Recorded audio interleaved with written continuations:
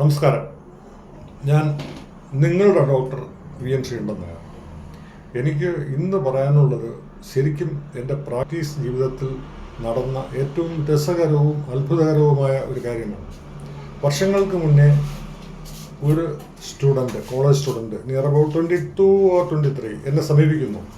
അയാളുടെ കംപ്ലൈൻറ്റ് എന്താണെന്ന് വെച്ച് കഴിഞ്ഞാൽ വയറ്റുവേദന, വിട്ടുമാറാത്ത വയറ്റുവേദന, ഇടയ്ക്കിടയ്ക്ക് വരും, വോമിറ്റിംഗ് ടെൻഡൻസി, ഇതൊക്കെ ആയിരുന്നു. പല ഡോക്ടർമാരെയും അയാൾ നേരിട്ട് പോയി കാണുന്നു. കണ്ടിട്ട് പ്രിസ്ക്രിപ്ഷൻ വാങ്ങിച്ചു, മെഡിസിൻ കഴിക്കുന്നു. എന്നിട്ട് യാതൊരു പ്രയോജനമില്ലാതെ വന്നപ്പോഴത്തേക്ക് ആരോ പറഞ്ഞതനുസരിച്ച് അയാൾ ഒരു ഗ്യാസ്ട്രോ എൻട്രോളജിസ്റ്റിനെ കാണുന്നു. കണ്ട് വീണ്ടും പലവിധമായ ടെസ്റ്റുകൾ, എൻഡോസ്കോപ്പി തുടങ്ങിയ ടെസ്റ്റുകളൊക്കെ ചെയ്തിട്ട് ഡോക്ടർ മെഡിസിൻ എഴുതി കൊടുത്തിട്ട് അത് കഴിക്കുന്തോറും പേഷ്യൻറ്റിന് വേദന കൂടുന്നു എന്നുള്ളതല്ലാതെ യാതൊരു ശമനവും കാണുന്നില്ല. അങ്ങനെ ഇരിക്കുമ്പോഴാണ് ഈ പേഷ്യൻ്റ് ആരോ പറഞ്ഞ് എൻ്റെ അടുത്ത് വന്നത്. ഞാൻ വിശദമായ രീതിയിൽ ചോദിച്ചു, പല കാര്യങ്ങളും ചോദിച്ചു. അയാളുടെ ഡയറ്റിൻ്റെ രീതി ചോദിച്ചു, ഹാബിറ്റ്സ് ചോദിച്ചു. അയാൾ ആൽക്കഹോളിക്കല്ല, അത് കഴിഞ്ഞിട്ട് അയാൾ പുകവലിക്കാറില്ല, ഒന്നുമില്ല. വളരെ നല്ല രീതിയിൽ ജീവിക്കുന്ന പഴയ ഒരു കുടുംബത്തിലുള്ള ഒരു കുട്ടിയാണ്, സൽസ്വഭാവിയാണ്. ഞാൻ ഒടുവിൽ ആഴങ്ങളിലേക്ക് ഇറങ്ങിച്ചെല്ലണമെന്ന് ഏതോ ഒരു വീഡിയോയിൽ പറഞ്ഞിട്ടുള്ളതുപോലെ ഈ പേഷ്യൻ്റെ മനസ്സിൻ്റെ ഉള്ളിലേക്ക് ഇറങ്ങിച്ചെന്നു. അപ്പോൾ ആണ് എനിക്ക് കാര്യം ശരിക്കും മനസ്സിലായത്. ഇയാൾ ഏതോ പ്രസിദ്ധീകരണങ്ങൾ വഴി അൾസറിനെ പറ്റി ശരിക്കും മനസ്സിലാക്കി. ഈ അൾസർ ഇയാൾക്ക് ഉണ്ടോ എന്നുള്ളൊരു സംശയമല്ല, അൾസർ ആണെന്നുള്ള ബലമായ സംശയം ഇയാളുടെ മനസ്സിൽ പതിയും. അങ്ങനെയാണ് ഇയാൾ ഡോക്ടർമാരെ കാണാൻ പോകുന്നത്. പക്ഷേ ഒരു ഡോക്ടറും നോക്കിയിട്ട് അൾസർ ആണെന്ന് പറഞ്ഞില്ല.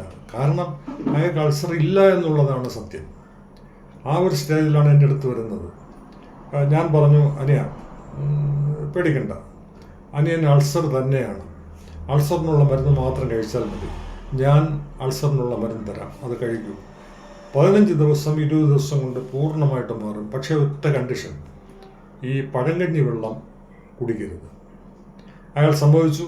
ഞാൻ മെഡിസിൻ കൊടുത്തു. മെഡിസിൻ എന്താണെന്നല്ലേ, മെഡിസിൻ ജസ്റ്റ് പ്ലാസിബോ കൊടുത്തു. അയാൾ 15 ദിവസം കഴിഞ്ഞ് വരുന്നു, വളരെ ഹാപ്പിയായിരുന്നു. വയറ്റുവേദന പിന്നെ വന്നിട്ടേ ഇല്ല.